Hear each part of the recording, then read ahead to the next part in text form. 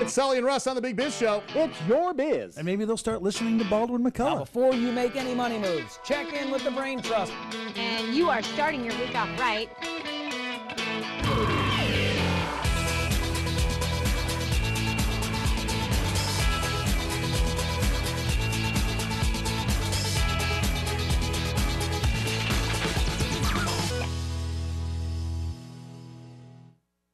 This is Tough TV, Tough Sports, Tough Lifestyle, Tough Drama, Tough Reality, Tough Talk, Tough Specials, Tough Movies, Tough TV. Are you tough enough? Retro TV, your home for classic television. The greatest shows in history are here for you to enjoy.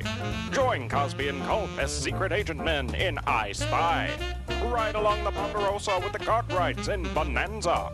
Hit the beat with Joe Friday in Dragnet.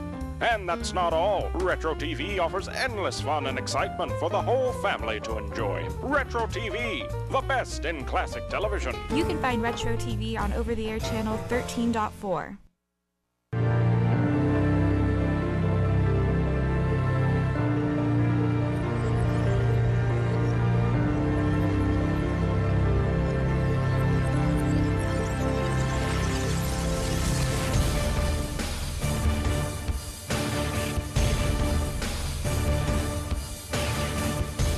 Find Untamed Sports on over-the-air channel 13.8.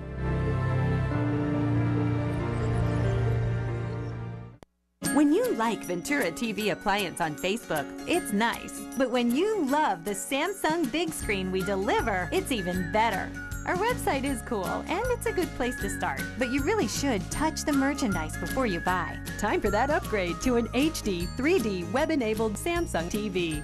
Get the best selection, price, and service in town without waiting. Come in to Ventura TV Appliance and touch the merchandise today.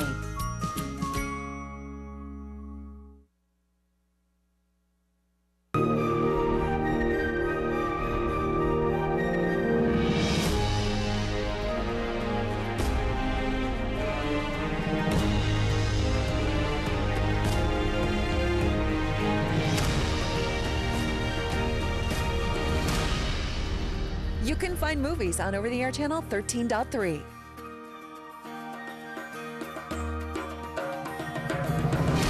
Movies. Our name says it all. Hi, I'm John Malos. Welcome to this live edition of Connect with Me on the showroom floor at Ventura TV on this day. Today we're going to review movies with our friend Becky Cinema, who is always here, and I'm glad to see her on this Thursday morning. We'll go over the movies for the first half hour, and then in the second half hour, we'll be talking about those water meetings with Mark Standriff. Isn't he the communications director for the city of Fresno? I think he is. 436-ME-TV, option 11. Back with our program, including some Giant highlights in a minute. Tonight I want to discuss the importance of the television medium to the American people.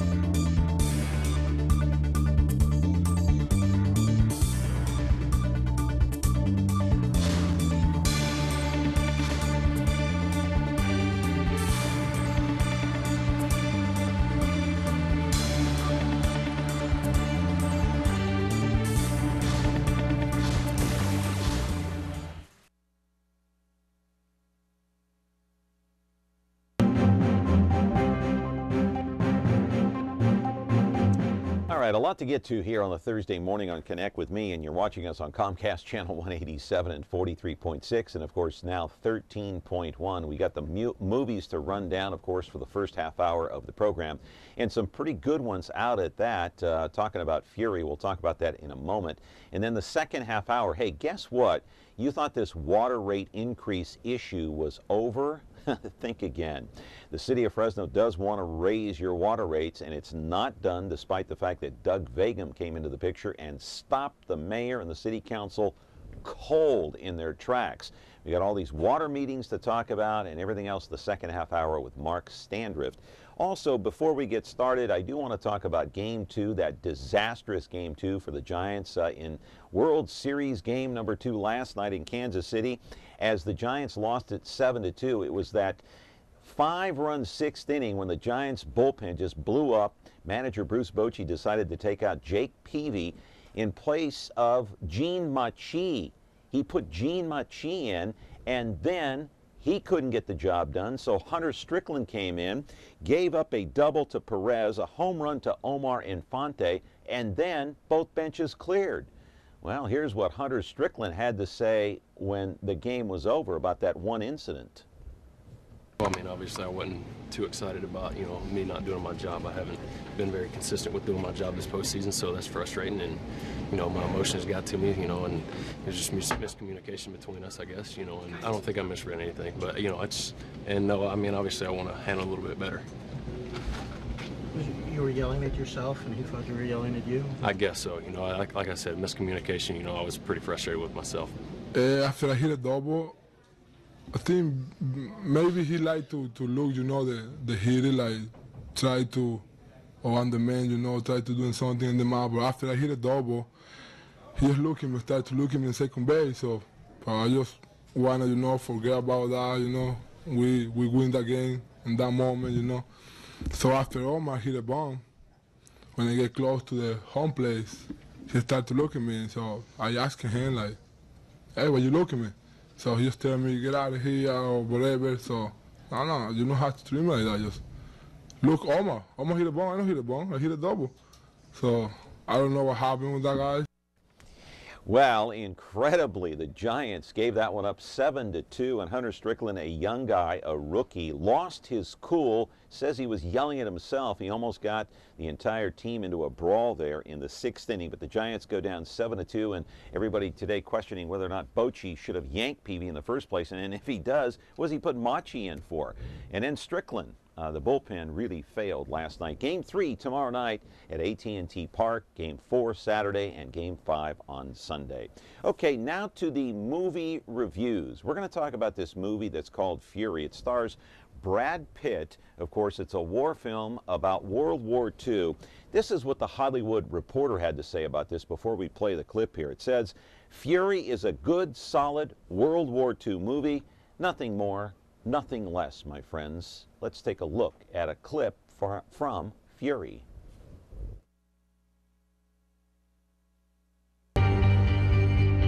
Wait till you see it. See what? What a man can do to another man. I'm scared. I'm scared too. It will end soon, but before it does, a lot more people gotta die. Well, we do get $1.35 a day, right?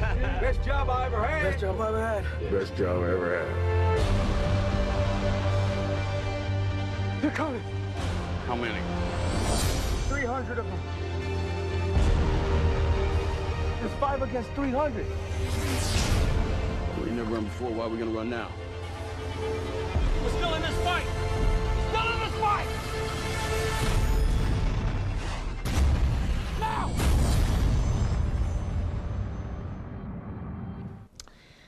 Well, live in our studio right now is Becky Cinema. She's going to be running down the movies for us here. We have about 5 or 6 movies that we want to talk about, including Fury. Some people are saying this is one of Brad Pitt's better performances ever. So we want your feedback, your emotions about this movie, Fury, and many others that we'll be talking about today. It's 436 Me TV, option 11.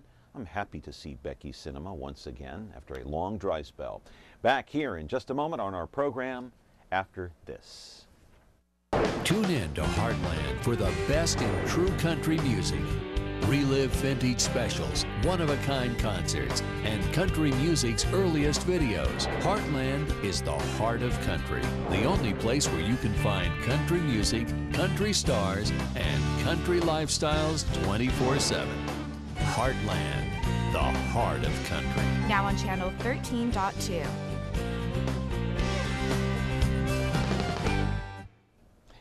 And back here on the show this morning, we're talking about several movies here, including Fury, starring Brad Pitt. How are you, Becky? I'm great. Good. Good to see you. You look wonderful as usual there. Thank all you. Dressed up for the show today. Yes, matching blazers. I know. Oh, just like newscasters. Yeah, we could co-anchor today. Oh yeah. Well, we are.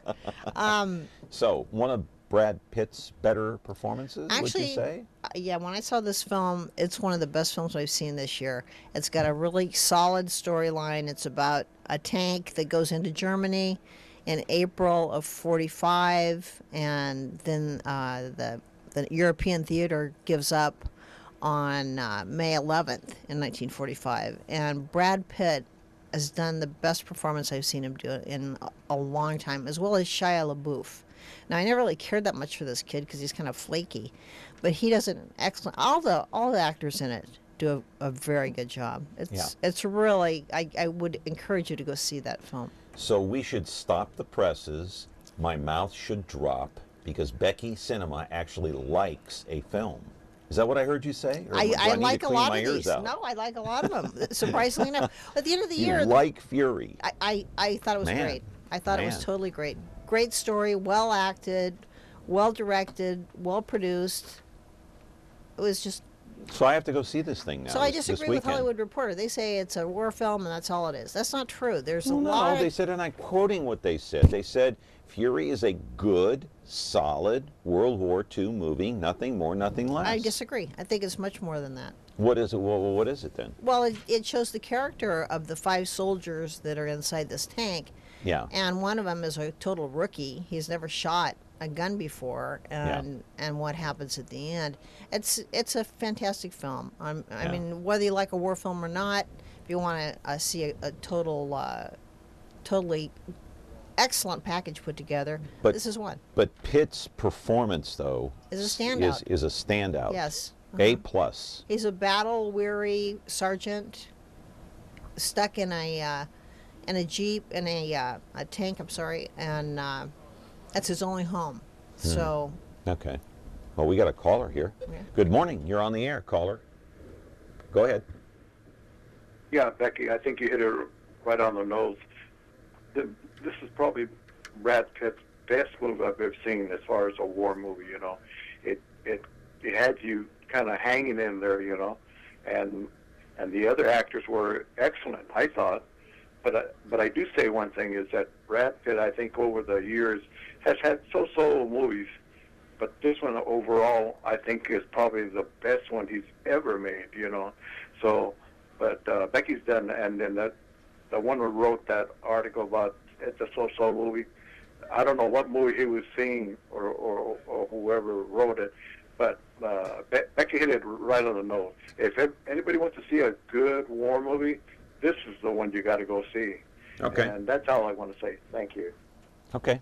Thank you very much. Yeah. Well, thank you for that. And I also want to say that I can't really think of the last Brad Pitt performance that I would rave about. So Moneyball. He was good in Moneyball. He was good in Moneyball, but this didn't have the same a different kind of film. Intensity. Yeah, well, of course not, because it had. Okay, all right. Next, number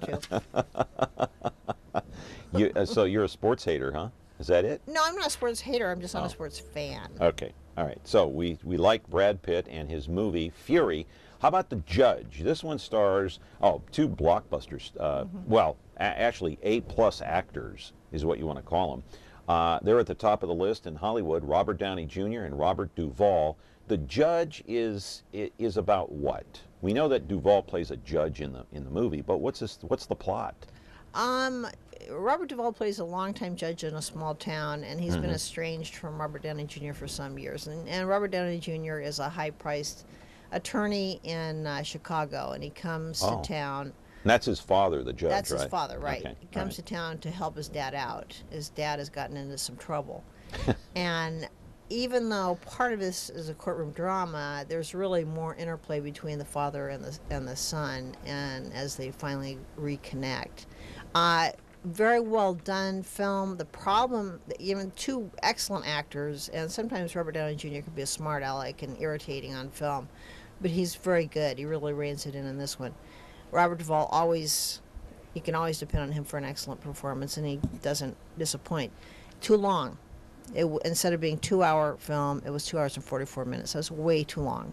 They need to get the editors after it. So what kind of trouble does the judge get into?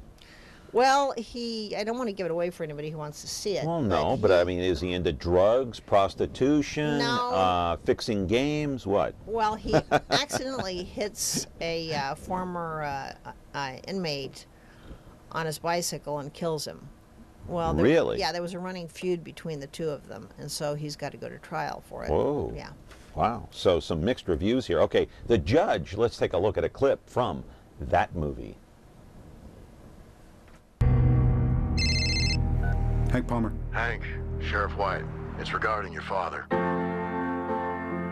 Biggest mistake of your career and you just happen to run him over? Forensics found traces of blood on your dad's car.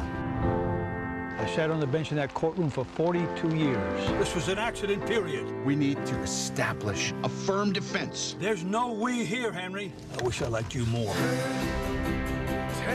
I can't stay. You're a lawyer. He is your father. You leave now, you will regret it. You're a shined-up wooden nickel, Mr. Palmer. I'm going to impale your client on a first-degree murder charge, and you get a front row seat. My father's a lot of unpleasant things, and murder is not one of them. I have memories of us, but I don't. Why? Was I tough on you? Yes. I did what I thought was right. My experience, Hank, sometimes you gotta forgive in order to be forgiven.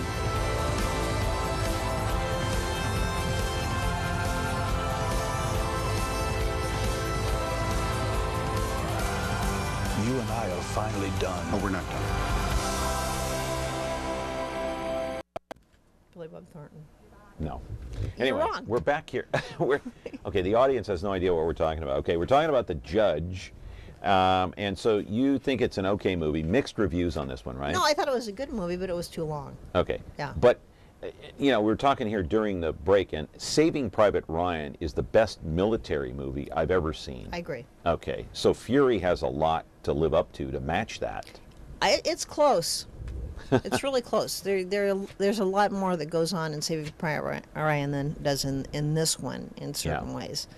But it's probably every bit as excellent. Yeah. Okay, talking with Becky Cinema, 436-ME-TV, option 11. If you want to chime in about what we're talking about in terms of movies, a lot more to get to here. We're back in just a moment. Considering solar? Whether you're ready to buy now or just exploring your options, the consultants at Solar Negotiators are here to help you. A call to Solar Negotiators is like calling 5 solar companies at once. You see, when local established solar contractors have gaps in their schedule, they call Solar Negotiators to fill them. Right now, get 5 years of panel cleaning and maintenance or $1,000 off your new solar panels. So stop wasting your time searching and call Solar Negotiators, because when contractors compete for your business, you win. Back here on the program, 436-ME-TV, option 11, a lot more to get to. And so the next movie is This Is Where I Leave You. Supposed to be a comedy. Jason Bateman, Tina Fey, Jane Fonda in this one. Mm-hmm. Comedy about what? It's a comedy. The father dies. The father of the family, Jane Fonda's husband, dies, and he requests that all the children come to the family home for a shiva, which in Hebrew means 7. That means they stay there for 7 days. And and so what happens amongst the 4 adult children who all don't like each other very much? So Jane Fonda's in it. She plays the oversharing mother. And anyway, let the preview show you a little bit. All right, let's take a look at a preview. This Is Where I Leave You is the name of the movie, starring Jason Bateman and Tina Fey, Jane Fonda. Take a look. We made love on our first date. Mom. I don't mind telling you, the man was hung. That should have been the headstone. Clearly she lost more than a husband. Starting over is complicated, and you don't do complicated, Judd. You never have. Anything can happen. Anything happens all the time. I've been chasing this idea about a perfect life. But life is unpredictable and irrational and complicated. And I want a complicated life.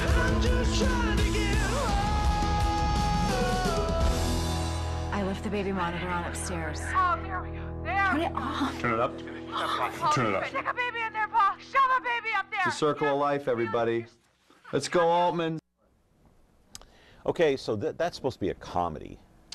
So how is this a comedy if Jane Fonda's husband dies and these family members come together and this guy Bateman, he plays this guy that works at a radio station or something, and he ends up, does he end up quitting or something? I don't know. But so how is this a comedy when you're talking about death? Unfortunately, it does not succeed particularly as a comedy. There are a lot of setups, but they seem really contrived. There are a few genuine, heartfelt laughs in it. I mean, genuine ones. But there's too much manufacturing going on in this to set up situations. Jason Bateman loses his job at the radio station in a large city because he finds his wife in bed with his boss, the disc jockey. And so from that, his father dies a few weeks later, so he goes home to try to figure his life out. Yeah, I'm still trying to figure out what's funny about that. Some of the interplay between the siblings is good. Tina Fey was particularly dislikable. Really? Even though she's an excellent comedic actress. Yeah. She wasn't particularly likable in this. Maybe that wasn't her role. Maybe she was just miscast or something. Could have been. Yeah. All right. So thumbs up or down on that one? I wouldn't bother. Yeah. Unless Don't you really waste your like money, Jason right? Bateman, yeah. Yeah, as expensive as movies are now, why waste your time and money? I think it's gone now. Is it? Yeah. Okay. Why are we talking about it then? Because I saw it. Oh, okay. Gone Girl is the next movie, a film based on a novel. Gee, Hollywood actually made a movie based on a novel, a book. What a novel idea. This is about a couple struggling through their marriage. The wife goes missing after 5 years of marriage. He's the prime suspect. Wow. Okay. No, it's very well done and very suspenseful.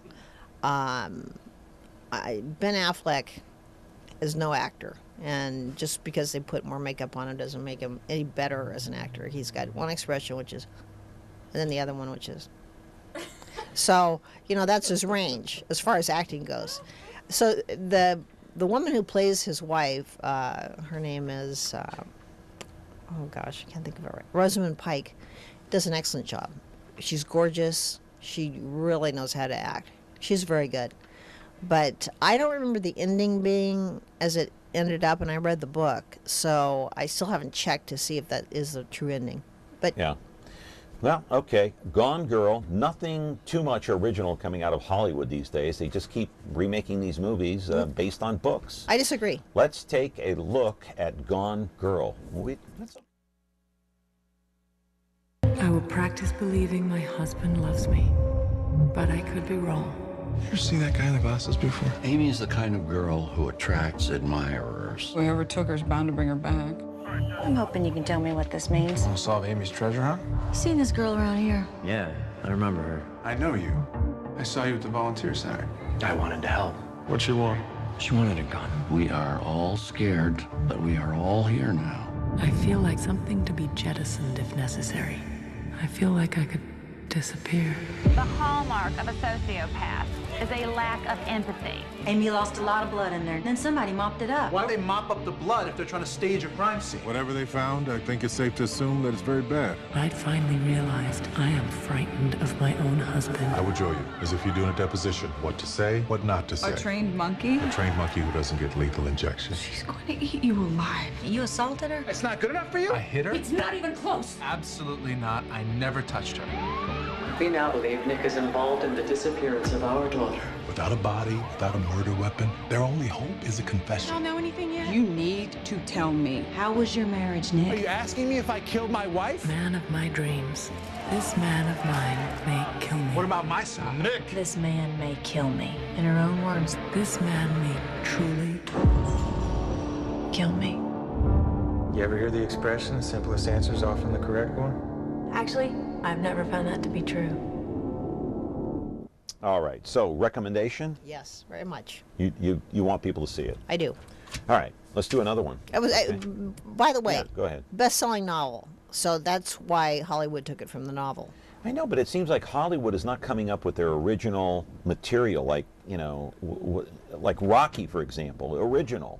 was no book on Rocky. No, then that was all Sylvester Stallone's creation. No, I know that, but why are they making all these movies based on novels? They don't actually make that many movies based on novels. Yeah, they make a lot of them. No, they Sure make they a do. lot of retreads of old, Okay. yeah, like Batman. You don't know what you're talking about. Okay. Are we bickering again? Yeah, usually. Kill the Messenger. Boom, let's kill the messenger. All right, this is another film. It's a drama, and it's based on a journalist. He became the target of a vicious smear campaign. That's after he chronicled some of the events that took place down in Nicaragua, of course. Did we arm the Contra rebels or not? And so here's a clip from Kill the Messenger, the movie. What you found here, Gary, is a monster. You have no idea what you're getting into. You really tell me that I should just walk away from this? You'd be an idiot not to. This story scares people. I'm your big brother. Well, it should. Be careful. There are ongoing operations you're in danger of exposing. We know you were in Nicaragua. Am I being followed? Find a solution. Where you be for the revolution? I thought my job was to tell the public the truth, the facts, pretty or not. And let the publishing of those facts make a difference in how people look at things, at themselves, and what they stand for. We'd never threaten your children, Mr. Webb. What'd you say? It's over. I'm not finished with it! I'm not finished! This is a true story. Some stories are just too true to tell. Where you be for the revolution? Obviously, this is based on a true story. The name of the journalist is Gary Webb. I know who he is. Never met him, but great journalist. But boy, he was like blacklisted, you know, after this. It was really a shame because he went to so much work and research to find the link between the Contras and the U.S. government, only to be undermined by all of his witnesses that he had cited in his story. And I have to say that this is the best performance I've seen Jeremy Renner do since The Hurt Locker. He's really a talented actor, sometimes overlooked. It's a fabulous story, airtight story, and it's sad. So you like the way they portrayed this true story on screen. They did a nice job with telling the story, the editing, the production, everything. Yes, they did. I mean, I don't know. I wasn't there for the real thing. Right. But, and this is the first that I'd heard of him, but it's really a well-done film. Yeah, okay.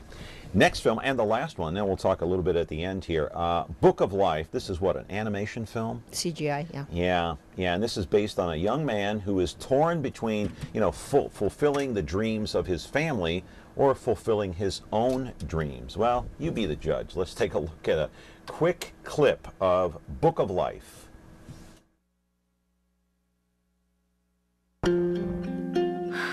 Manolo, it's so beautiful. I will lose the wager. Fix this for me, old friend. I may not be the town hero, Maria, but I swear, with all my heart, I will never stop loving you. Snake! Manolo!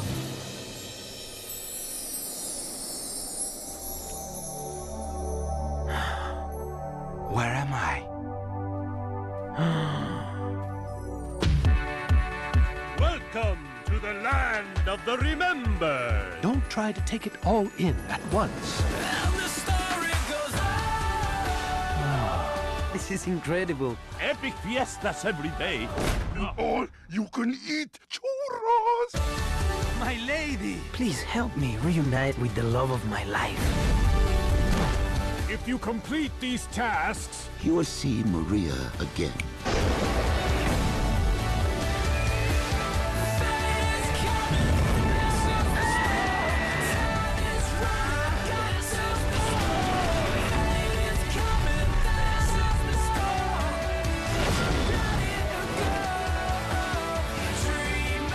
Hey, girl. Get that a lot. The Book of Life. All right, so what's the target audience here with this movie, do you think? I can't really tell having seen it in 3D. It's really a clever, well-done film. I mean, extremely well-crafted. Yeah. And the producer always turns out something interesting. So, But most animated films these days are kind of created equal, wouldn't you say? Everybody's got the same access to the technology on how to do a film, an animated film. well, there is, but there are also ones that are not particularly well done, or Yeah. they have a storyline only for children. There's some that have a storyline that is for adults as well. Now, this one, I don't really see them aiming at the audience of children. I see them aim much more at the audience of adults, and it's visually a spectacle. Really? You liked it then? Yes, I did. Starring, or not starring because it's an animated film, but the voice of Channing Tatum, Christina Applegate, and Ice Cube. So a good combination? I don't know. Good voices, yeah. Good voices? Okay. You wanted to talk briefly before we go. We got about a minute left about the Academy Awards. Yeah, there's a museum that's going to be finished in Los Angeles in 2017. And right now they just have part of it open, the costume exhibit. And I went there over the weekend, and the costume exhibit is beautiful, and it's very well done. But I'm sure it's going to be a work in progress because there's a lot of movies that I thought of when I left that were not represented there. Yeah. Okay. Hey, it's nice to see you, Becky. Yeah, Look you too, wonderful as usual. We'll see you next. Hey, next month we're going to talk to you on Thanksgiving because that's when some movies come out, and then of course Christmas, a lot more come out during the holidays. So thank you much. I appreciate your time. Becky Cinema here on Connect with Me. Come back for more here. We've got about a half hour left. We'll talk to Mark Standriff, the city of Fresno, about the water meetings and the water rates and all that stuff. 436-MeTV, option 11. Interesting topic ahead. Back in a moment. It's Sully and Russ on the Big Biz Show. It's your biz. And maybe they'll start listening to Baldwin McCullough. Now, before you make any money moves, check in with the Brain Trust. And you are starting your week off right.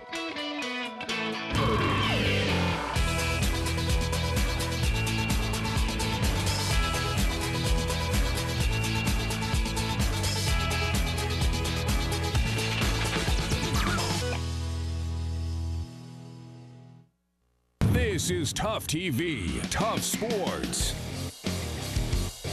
Tough Lifestyle, Tough Drama, Tough Reality, Tough Talk, Tough Specials, Tough Movies, Tough TV. Are you tough enough? Retro TV, your home for classic television. The greatest shows in history are here for you to enjoy. Join Cosby and Culp as secret agent men in I Spy. Ride along the Ponderosa with the Cartwrights in Bonanza. Hit the beat with Joe Friday in Dragnet. And that's not all. Retro TV offers endless fun and excitement for the whole family to enjoy. Retro TV, the best in classic television. You can find Retro TV on over-the-air channel 13.4.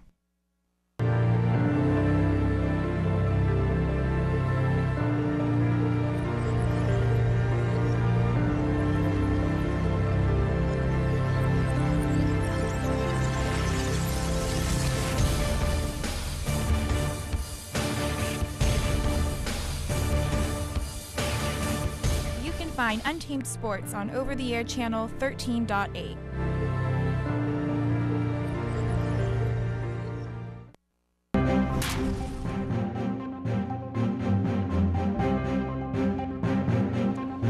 Back here on the program on Connect with Me, you're watching us on Comcast channel 187, 43.6, and now 13.1 live, and of course the replays at 2 o'clock and 8 o'clock tonight. So 5 different stations now here on Connect with Me, up and down the Central Valley, going into a lot of homes.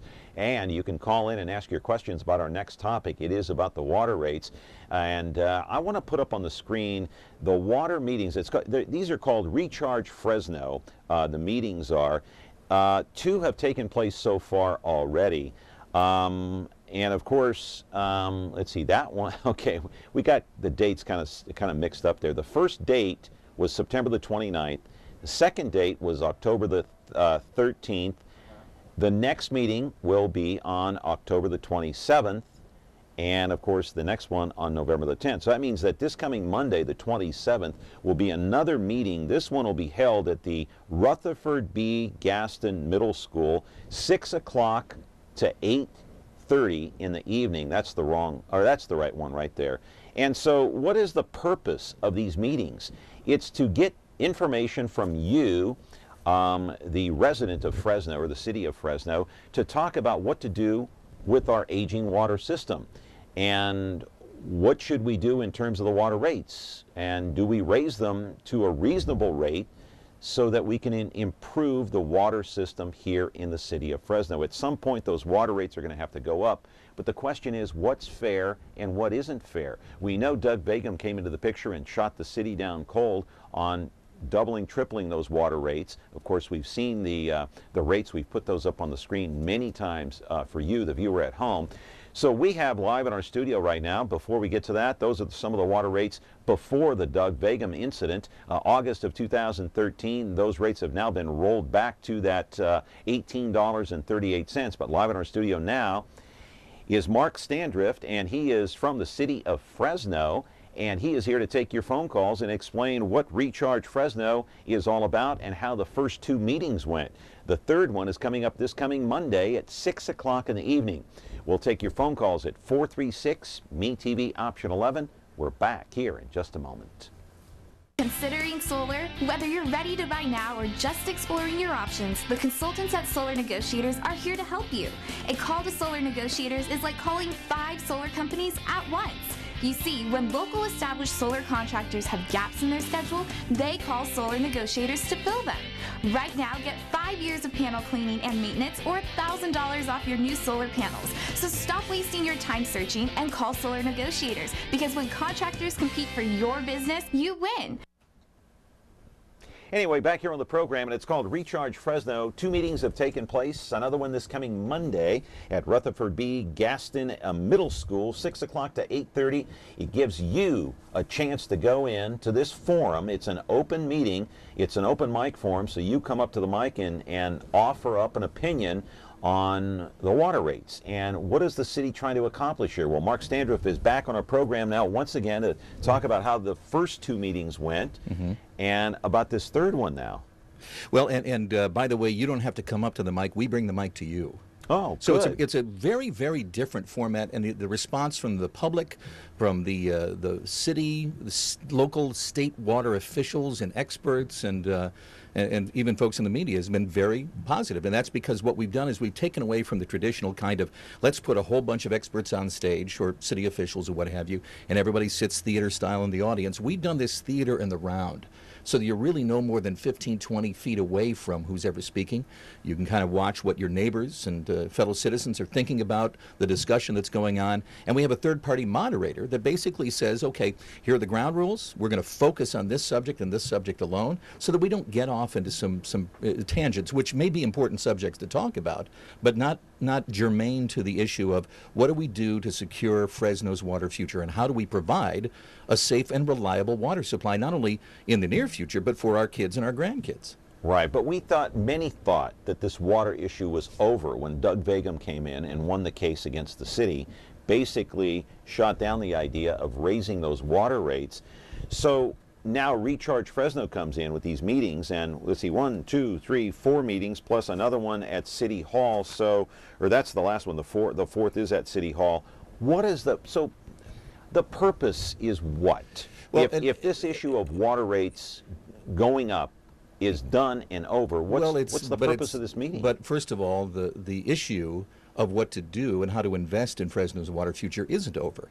And the contention between the Measure W proponents, including Mr. Begum, who's been an integral part of all the discussions that we've had so far, had to deal with whether or not the rates were unreasonable a little bit. But because as you mentioned before, we all know that that rates probably have been unbelievably low here in Fresno. In fact, when you compare us to even some of our sister cities, we're paying half of what they're paying in Clovis.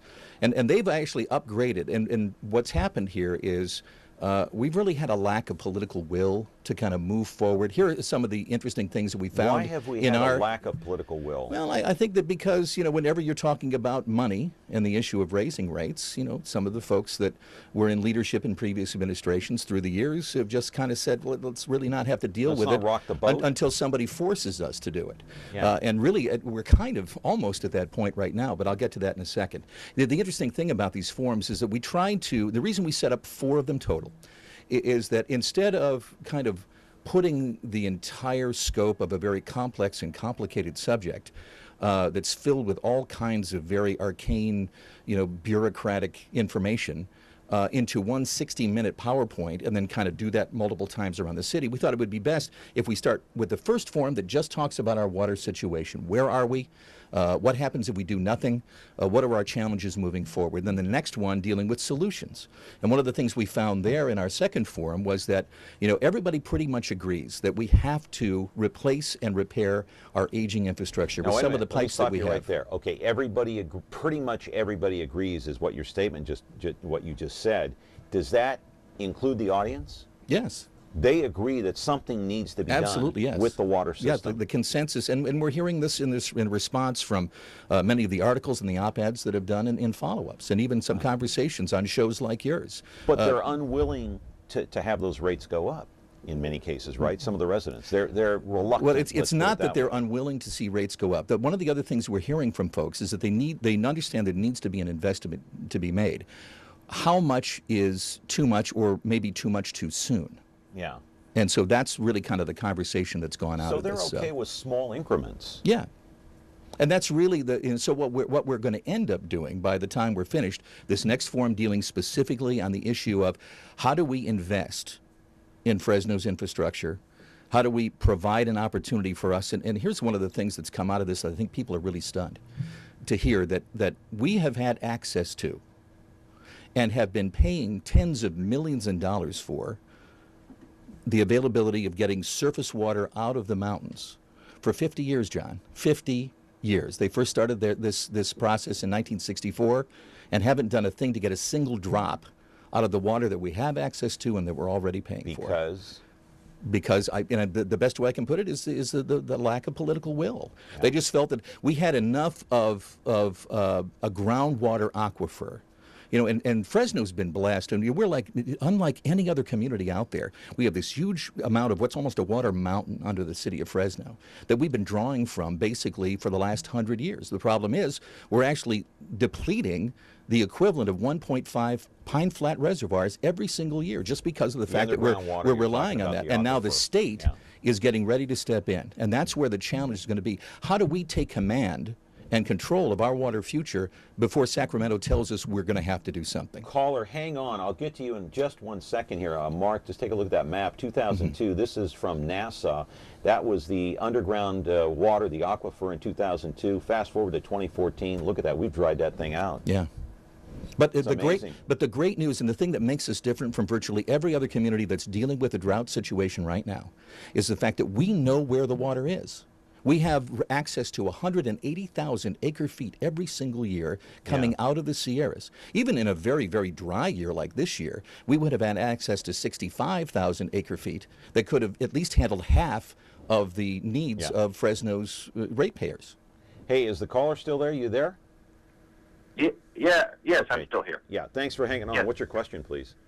Well, my question is, this town hall-style meetings that Mr. Standriff was talking about, how's the turnout been? I know that the water issue and infrastructure improvement issue has been kicked down the road. It's a can that's been kicked down the road by several administrations, and now we can no longer ignore it. Is the public interested? Are they showing up? Are they asking pertinent questions? Well, how do you feel? The good news for that is that the public's been showing up and in droves. In fact, what was the attendance in the first meeting? The attendance held for September 29th. Attendance for the first meeting was 180. We had 165 at the last meeting, and that doesn't count the number of people who are watching online. or on cable access. You're streaming this thing live? We're partnering with CMAC, which is the Community Media Access Collective, to be able to broadcast these live on Comcast Channel 96 and AT&T UVerse Channel 99, as well as streaming live on the CMAC.TV website. So, and then we record them and put them on the recharge.fresno.com website so people can watch them at any time. Right. So we're providing unprecedented access and transparency to this conversation. So we have a full contingency of people from the community who've stepped up and said, you know what, this is such a vital issue that Fresno needs to solve. Let's engage. Let's have a conversation. And we're very pleased. Okay, Mark Standriff is here. He is the communications director for the city of Fresno, talking about Recharge Fresno. 2 meetings down, 2 to go. The next one this coming Monday at Rutherford B. Gaston Middle School, starting at 6 p.m. in the evening. Go there and offer up your opinion about the water rates. Back with your phone calls, 436-MeTV, option 11, in just a moment. Stay tuned.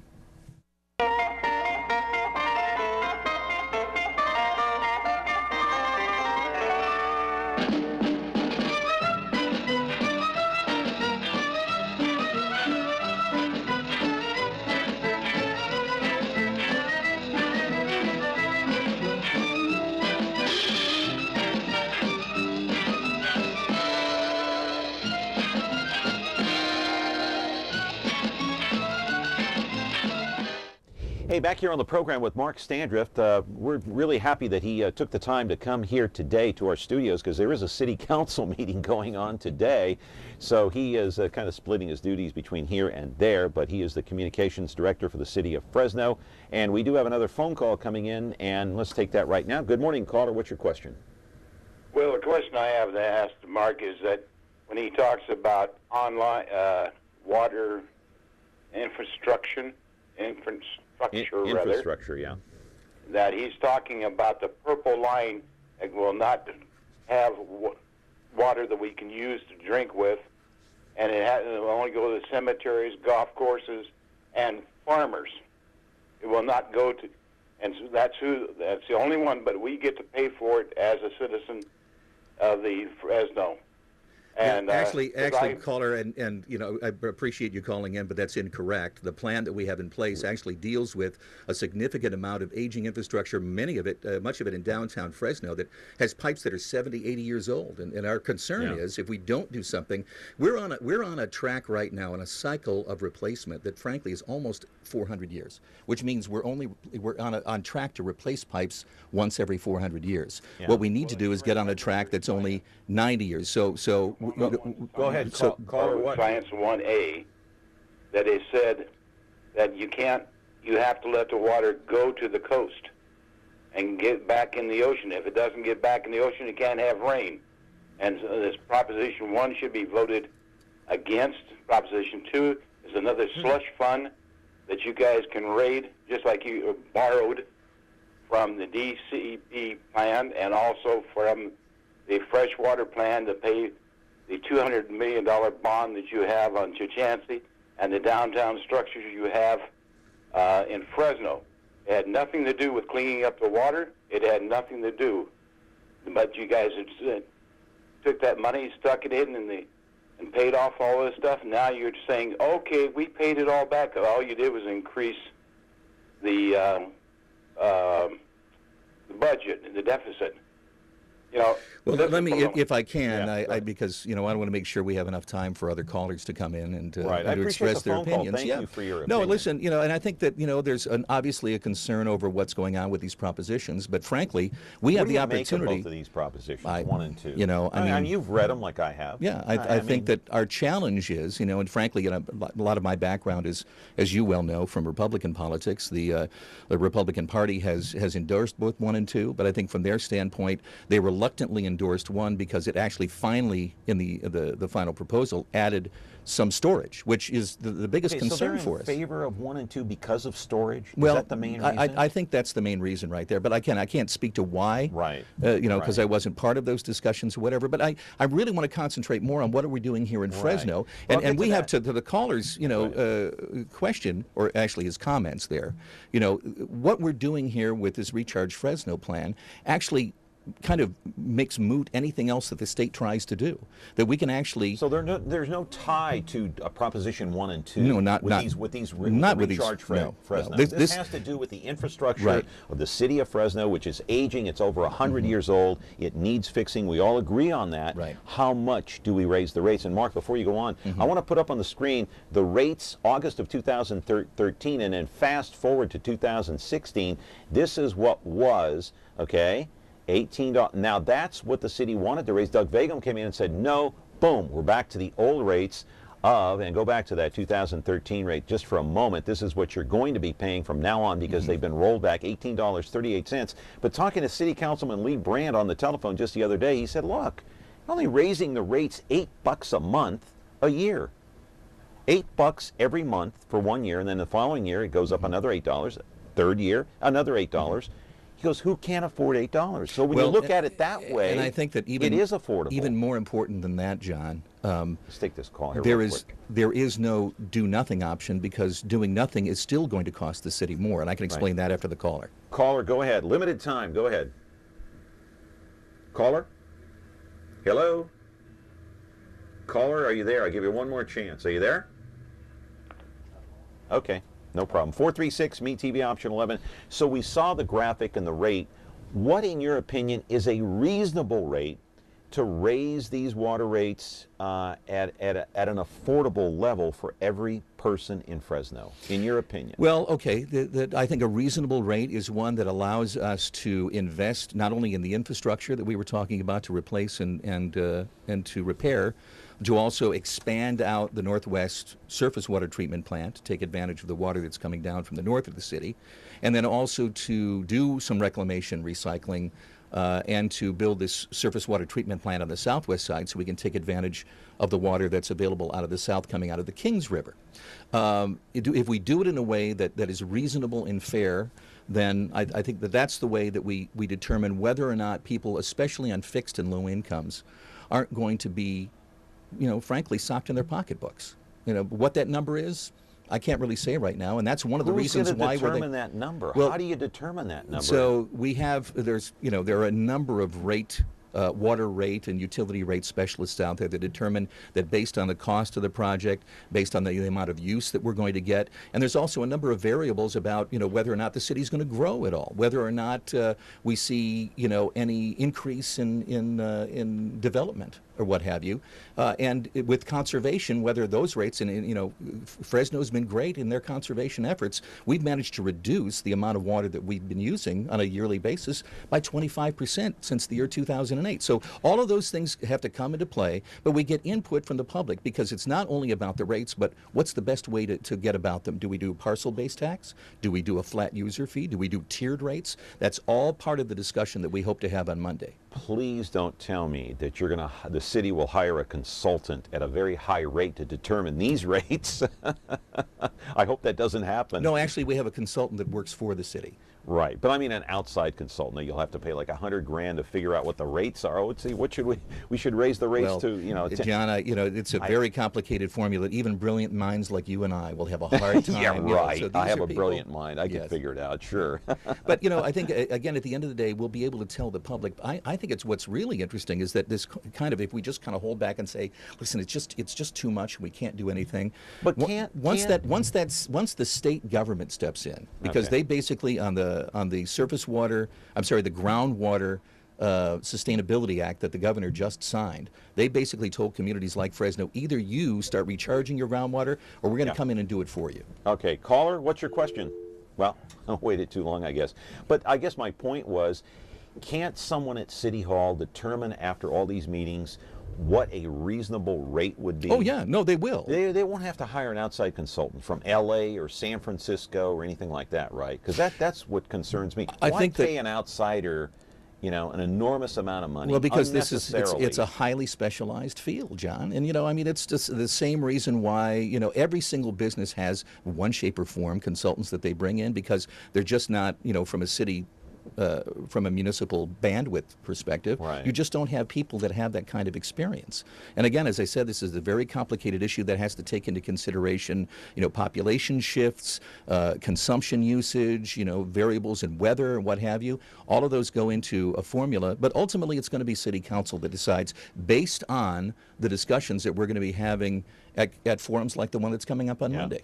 Quickly, caller, you're on the air. Go ahead. Limited time. Yes. I'd like to know, with the city councils, the past city councils and mayors giving builders a lot of waivers and fee reductions and so forth, I'd like to know what the plan has in store for builders now when they're building new homes and so forth, and they're taxing the water resources of the city and how to get water to the homes.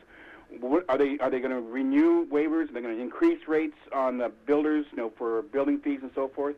For the water and getting it to them? That's a great question, and there is some discussion about the possibility of adding in some developer fees and consumption charges to new projects that are going on. But again, how do we determine, what those rates are going to be if it depends on infill, or if it's a brand new development that's outside the current city limits? Okay, but I'm looking at the water rates from 2013, $48. I'm just going to round these figures off because I don't want to put the graphic up again.